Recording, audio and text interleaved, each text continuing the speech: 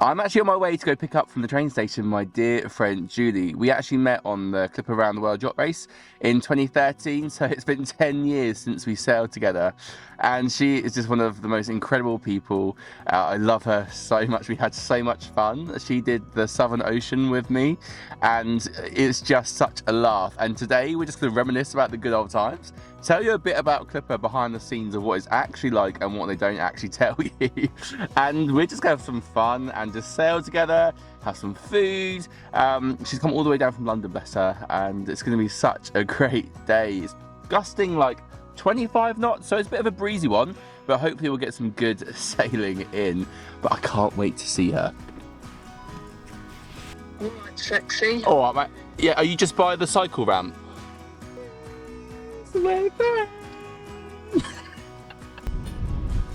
So nice having crew on board.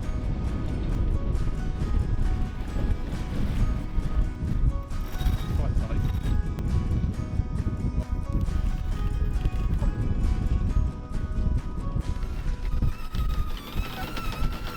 It's gonna be quite. Keep going. It's gonna be quite tough.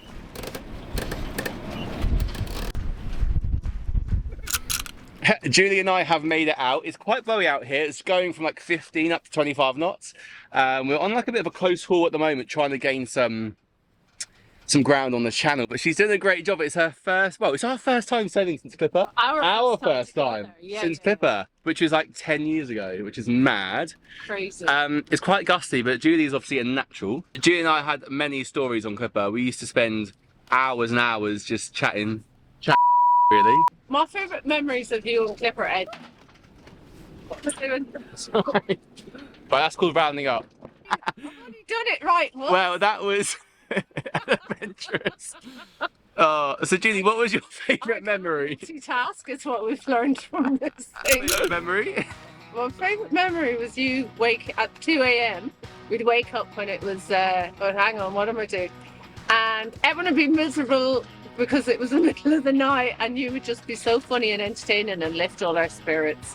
And we'd go out into the sea in the dark of night and have a good laugh. And it was always, yeah, regardless of what the weather was doing, you made us smile. So yeah, I'm really grateful for you for that. Ah, and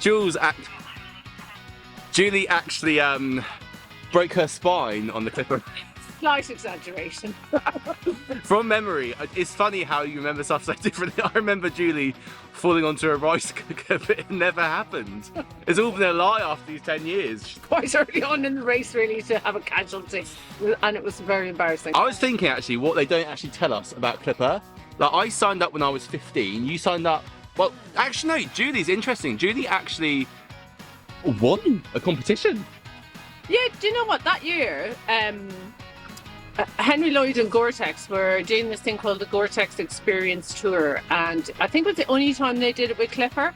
So I entered. There was about 900 people who entered, and me and two of the girls were lucky enough to be selected. Now there's no wind out. And, yeah, it was amazing. I'd never sailed before, so Clipper taught me how to sail. I met amazing people, and off I went. And off you went.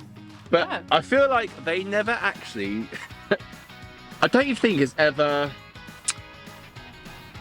properly described about what you're going to endure. Like, you've got these novices going around the world, Yeah. and some people have never ever stepped on board a sailing boat before. Right, start turning that way. I'm still a novice kid.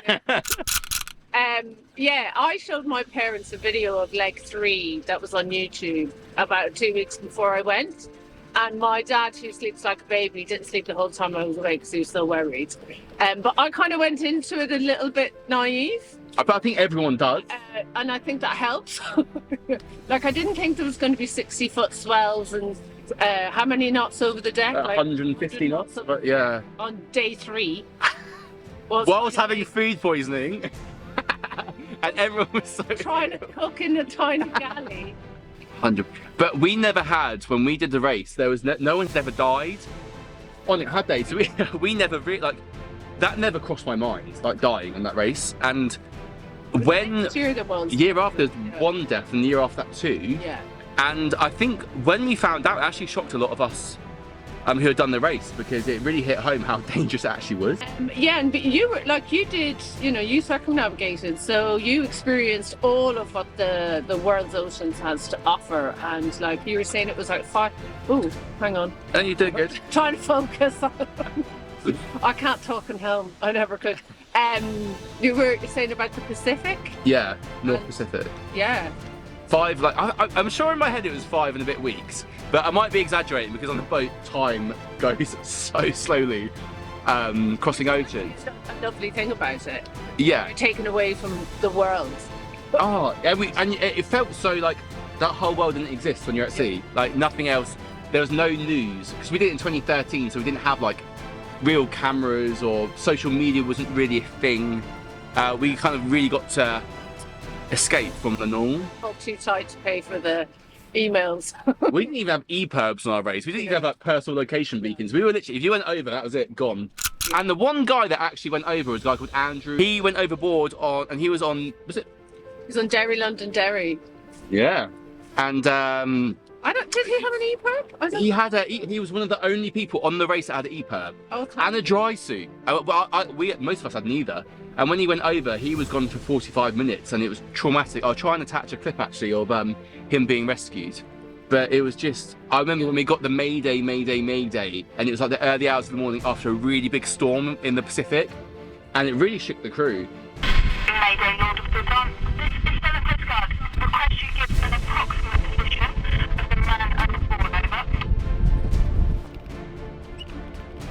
How are you finding it?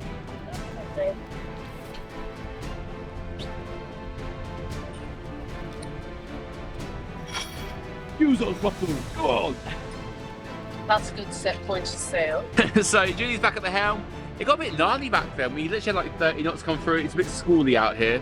There's actually a man overboard happening at the moment, just south of Hailing Island, but the comms are really not very good on the vessel. They're probably busy trying to save someone's life. Oh, it's the best way to spend the day, isn't it? Out here on the water. Julie and I have been reefing and unreefing the head sail. We've got about a quarter of our main out at the moment.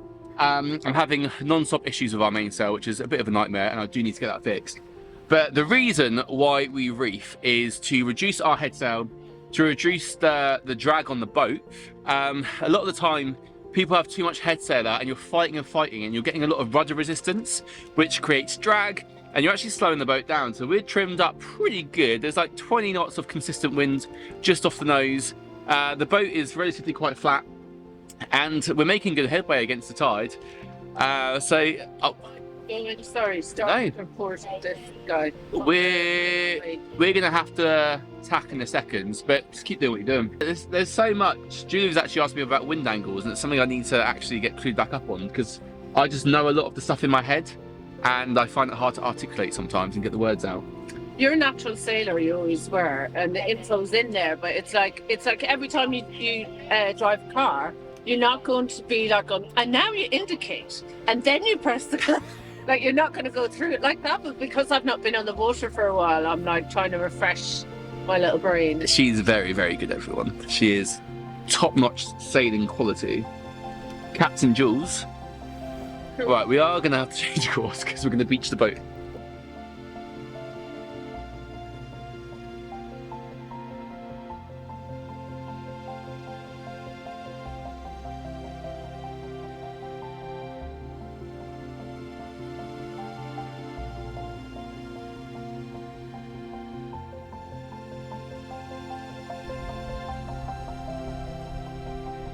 Rainbow over there.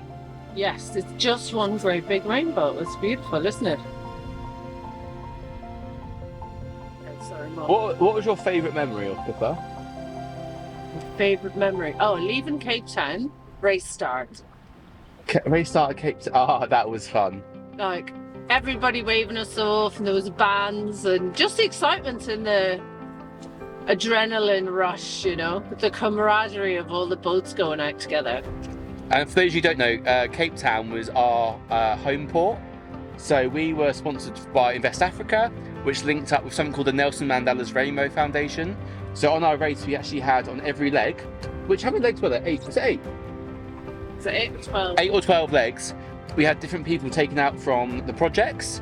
So these kids literally had gone from their projects in their villages being taken onto a boat to cross an ocean, which was mad when you think about it. So our home port was Cape Town and Tabletop Mountain. It was just insane. And also, like, for Julie, who had just joined, we had some pretty, like, I think we had a pretty negative start to the race. Like, there's some people on board that didn't really want to be on board. They actually left when we got to Rio. And then we had just gone from Rio to Cape Town and we came third place. So, like, the crew were really excited. Yeah, it was. The crew were really excited. So Julie joined on it. The spirits were really high. And, like, we were crossing down to Australia. We're going across the Southern Ocean, which was pretty cool. Yeah, and we went really far south really quickly and straight into those big storms we were talking about earlier. We literally headed into day 3 was a big storm. Yeah. There was one particularly bad storm, wasn't there? We had the storm sail up at one. We had storm sails up. And battled down the hatches. Battled down the hatches. The wind was gnarly. I just remember helming hours, and I was quite scared. I think we were scared. Death with you when you were helming. Like one other person. One other person, yeah. Rich was up there. Yeah, Natalia, Helen. I think you were downstairs. Julie was downstairs in bed because she'd broken her back. Myself. What don't they? It's like the what don't they tell you things? That you're going to be on shift pattern, 6 on 6 off, 4 on 4 off. You're never told that. So one boat, Henry Lloyd, which was the winner, they did 4 on 4 off the whole time. Oh really? Whereas we did 6 on 6 off, 4 on 4 off, 4 on. And that 6 off used to be a lifesaver, didn't it? Another thing that they don't tell you is how expensive stopovers are. So we had 16 stopovers around the world. And you just think when you're gonna go around the world, like you would stay on board. As soon as you get to a country, you want to get off that boat. You might be on that boat for up to like 5 weeks at a time, and you just want to fully it and enjoy the country. But boy, is it expensive, like hotels and everything. My bless my parents, they sold their van to help like fund that. Like I think I spent about £20,000. I think it's quite tricky as well to book your hotels in advance. Because you don't know when you're actually arriving. We were late. We were doing so well, but in the Southern Ocean it is gnarly, and we had hourglassed as well. We had a crash drive that ruined the running back stays.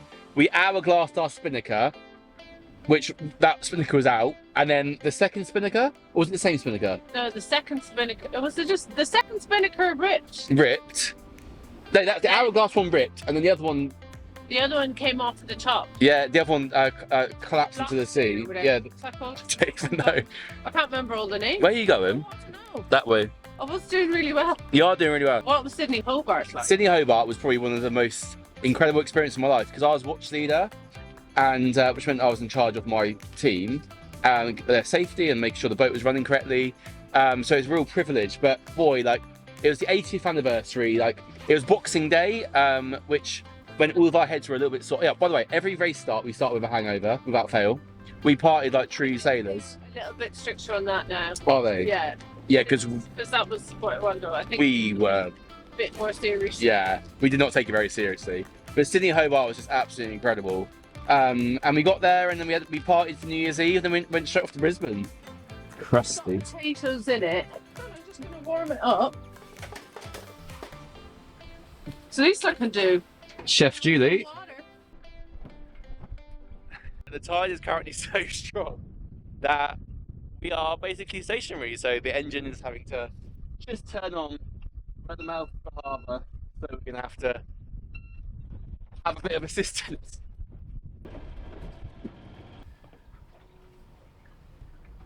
My computer decides to fall over during our little sailing adventure.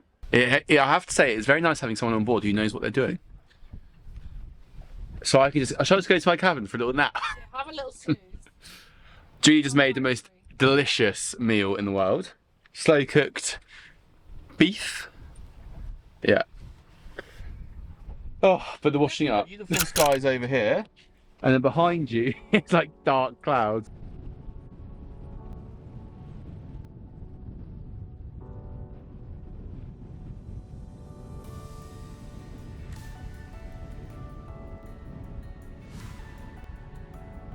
Julie, how did you find Optimist? Oh, I loved it. It was great. It really inspired me to get back out there. Thank you for a great day. Oh, no, thank you. How cheesy. We're not just staging this for YouTube.